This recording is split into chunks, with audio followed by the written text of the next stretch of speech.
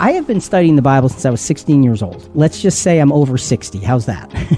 We'll leave it at that. I've spent a lifetime studying. And Jonathan and Julie, I can't tell you how much I still don't know. It's a continuous learning experience for me specifically. I get a lot of people that come up to me and say, I don't understand the Bible. And I'll ask them, well, how long have you been trying to understand the Bible? And it turns out that they don't really put a lot of effort into it. If I want to be a brain surgeon, I don't read one book on the brain and think, oh, I can be a brain surgeon. It's so much more magnified than something like that. Yeah, but if you read a book with pictures, you'd be great, right?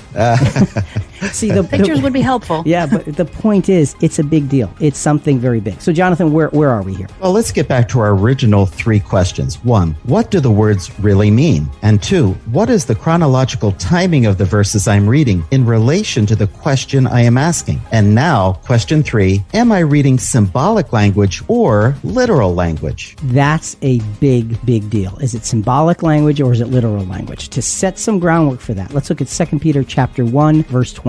Knowing this first, that no prophecy of the Scripture is of any private interpretation. Now, we know the Bible can't be taken literally because it would make parts of the Bible preposterous. So in Daniel 2, for example, we're told about Nebuchadnezzar's dream of a statue, where each material used was symbolic for a particular governmental empire. Jesus himself used parables and sometimes explained what the meaning behind the symbols and metaphors that he used. And the book of Revelation, we know, is loaded with symbols. So there's a lot of symbology here. What do we do with it all? Well, as students of the Bible, we need to let the Bible interpret itself. We need to let the Bible show us what it's telling us rather than us guessing or deducing or trying to put our thoughts into what we think it is or taking tradition and applying it. So how do we do that? Well, let's look at some verses that have a lot of symbols in them that might be difficult.